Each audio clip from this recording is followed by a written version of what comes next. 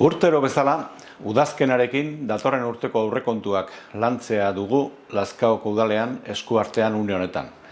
Bildu etxeko lanak eginda iritsi da lanketa honetara. Izan ere, urriko lehenengo 15aldian egin genuen inkesta bat herrian, 2022ko aurrekontuetan lehentasuna zeri eman erabakitzeko. Udal gobernuak 2022ko aurrekontuak egiteko 2021ko aurrekontuak izan ditu abiapuntu. Haietan, gastuak eta sarrerak zenbatu ditu eta datorren urtean nola bilaka daitezkeen kalkulatu du. €1.000.000 soberakina aurre ikusi du, eta zifra hori proposatu digu datorren urteko inbertsioetarako. Grafiko honetan ikus ditzakezue, sailik sail ze kopuru proposatzen dugun guztien batura €903.000 da.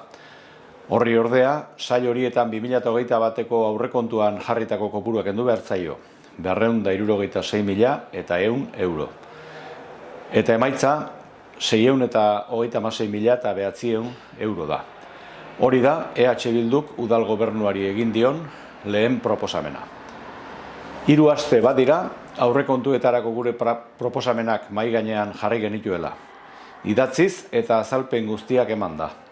Geroztik izan dugu ogasun batzordearen bilera bat ere, besteak beste, 2022ko aurrekontu ez jarduteko, eta gure proposamenei buruz ez dute hitzerdirik ere esan. Orduan, zer arraiotarako eskatzen digute proposamenak egiteko. Jarraian, sail bakoitzaren xehetasunak emango dizkizuegu, inkestan lazkaotarrok eman zeniguten iritzia kontuan harturik, zenbat diru izendatu dugun, eta zertarako zehazki. Gogoratzen Fernando Amezketarrak zer egin zuen apaiza jarri zion penitentzia ordaintzerakoan? Aitorlekuan saretaren atzetik txanpona eskaini. €26.000 esleituak ditu udalak azken bi kontualdietan, 2020an eta 2021an. Horiek eskuratzeko ordea, baldintza zorrotzak jartzen ditu. Langabezian egotea, diru sarrera eskasak izatea, eta jakina. Zenbat eta baldintza gehiago jarri, are zailagoa gertatzen da aurrekontu hori modu eraginkorrean erabiltzea. Saretetik ezin pasa txanpona. Aurtengo urtearen amaieran ez dira €9.000 iritsiko emandako laguntza guztiak. Bilduk Lazkaotarren borondateari jarraituz, aurrekontu hori bikoiztu eta euskaraz ikasteko bidea erraztearen alde egiten du. €52.000 izendatu ditu. Eta euskara ikastea garrantzitsua bada, beste horren besteko garrantzia du hasitako euskara plana taxuz burutzeak. Horretarako, plan horrek proposatu dituen ekintzak aurrera eramateko diru baliabideak behar dira. Prozesua gidatuko duen zerbitzu profesional bat kontratatu beharra dago. €60.000 izendatu ditugu. Hemen da Merkadona. Kendu dizkiote atariko sasiak eta errepidez beste aldean jarri, aparkalekuak. Alfombra ederrez estali dizkiote bideko hankazuloak, argi berriak ere hor nonbait iritsiko dira hiriekerarako. Herriko merkatari batzuk dardarka daude, datorkien erauntziaren aurrean. Nonbaitetik hasi behar eta aurrekontuetatik diru sail bat horretara bideratuta, €22.000. Herriko dendentzako, etxera salgaiak eramateko, garraio zerbitzua antolatzen laguntzea proposatu dugu. Gizarte zerbitzuen alorrean €60.000 inbertitzea proposatzen dugu. Sail honek barne hartzen dituen 3 alorretara bideratu nahi ditugu ahalegin ekonomiko horiek. Batetik, gizarte zerbitzuetan oro har datu gutxi dugun irudipena daukagu. Laguntza esketortzen denari erantzuten diogu, baina laguntzaren beharran egonagatik udal zerbitzuetan eskatzen ez duten asko dilerakoan gaude. Horregatik, premiazkoa iruditzen zaigu €30.000 azterketa bat egitera bideratzea. Nola ari da zehartzen Lazkao, zenbat eta zein adinetakoak ditu, zein egoeratan daude, ondo hartatuak?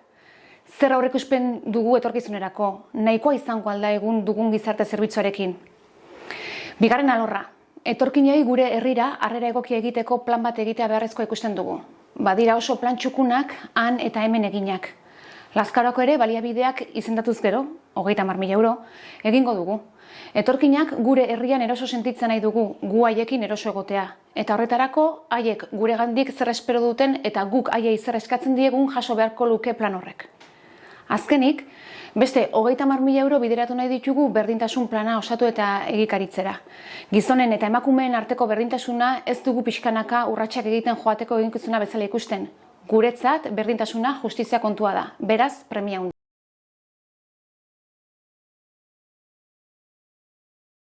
Lazkaomendiko oinezkoen bidea eraikitzeko 2021ko aurrekontuan 110.000 euro izendatuak zituen udal gobernuak. Ez du proiektua egikaritzerik lortu, orduan 2022ko iazko 110.000 eta beste horren beste jartzea proposatzen dugu. Guztira 220.000 euro. Lazkaomendiko oinezkoen bidea ez da kalekumeok paseoan lasai ibiltzeko bakarrik, horretarako ere bada.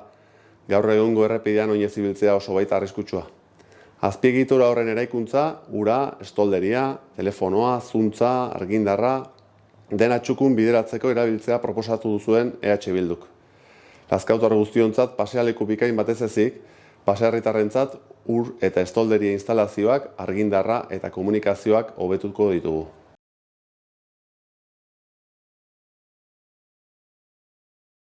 Udal gobernuaren egungo antolamenduan jasangarritasun gaiak, ingurumenekoak, hirigintza batzordean sartuta daude. Baina guk bereiztu egin nahi izan ditugu, alor honi ematen diogun garrantzia nabarmentzeko. Udal eraikin guztietan, plaka fotovoltaikoz elektrizitatea sortzera 100.000 euro bideratu ditugu. Aldi berean, komunitate energetikoak sortzeko, hiritarren artean kanpaina bat egitea proposatzen dugu, eta 15.000 euro esleitu ditugu eginkizun horretarako. Argindar kontsumoa asko aurreztuko dugu, eta gainera, CO2 isurketak murriztea lortuko dugu. Ondare kulturala eskuratzera 80.000 euro bideratzera proposatzen dugu. Badakigu ezer gutxi egin litekeela kopuru horrekin, baina ondare hori eskuratzeko urte anitzeko planak egitea nahi dugu, eta hasierako kopuru gisa hori proposatu dugu. Ondare arkitektoniko kultural hori herriko kulturgintzako taldeek duten lokal faltari erantzutera bideratuko genuke. Musika eskola, musika taldeak, txaranga, dantza taldea, gazte asanblada, talde feminista, emakume taldea. 0 kilometro. Bertan ekoitzia, bertan konsumitu. Ideia biribilak darabiltzkigu burutan. Horiek gauzatzeko badira ordea, garrantzitsua deritzogu egungo errealitatea ezagutzeari. Zenbat baserri ditugu, nolakoak dira, zer ekoizten dute, non saltzen dute, baldute etorkizunerako planik, gaur egun ustiatek izateari utzi badiote zer aukera dituzte. Galdera horiek guztiak erantzungo dituen azterketa bat egitera 15.000 euro bideratzea proposatu dugu. Eta horrekin batera, 160.000 euro basolurrak erostera bideratu nahi ditugu.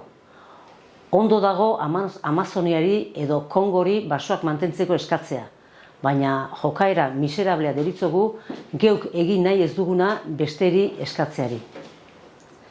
Horregatik nahi dugu gure herriak guztion arnasbide izango diren basoetan dirua inbertitzea. Bertako biodibertsitateari eutsiko diogu landaretzari eta faunari, eta geuk sortutako CO2a xurgatuko duten iragazkiak izango dira. 30.000 euro proposatu ditugu alor honetarako aurtengo gehigarri gisa. Bi helburu ditugu diru sail horrekin lortzekoak. Ibilbideak seinalatuz mapak lortzea eta herritarren naiz kirol taldeen beharren diagnostikoa egitea. Leku pribilegiatuan bizi gara. Oinez naiz mendiz bizikletan ibiltzeko bide ugari ditugu. Baina horietako zenbat ezagutzen ditugu? Zenbat daude sasiak hartuta, zein daude mapetan adirazita, zein behar bezala seinalatuta? Has gaitezen aurten 15.000 eurorekin lan horiek egiten. Eta egindakoa gustagarria bada, hurrengo urteetan ere izenda ditzagun dirusailak bide, bidexka eta bidezidor guztiak katalogatu arte. Baldakizu Lazkaon badela arku tiroan dabilen talde bat entrenamenduak egiteko leku bila dabilena? Zenbat gehiago daude horrelakoak? Zenbat dira Lazkaon praktikatzen diren kirolak? Zein da Lazkaon herri kirolen gureen egoera? Pentatloia indar hartzen ari da Euskal Herrian. Telebistan ere ordu batzek eskaintzen ari zaizkiete. Balda inor Lazkaon horretan interesaturik? Pilotak, gure kirolariak behar dituen balibade guztiak alditu eskura? Ezin jakin azterketa bat egin gabe. 15.000 euro bideratuko ditugu eginkizun horretara.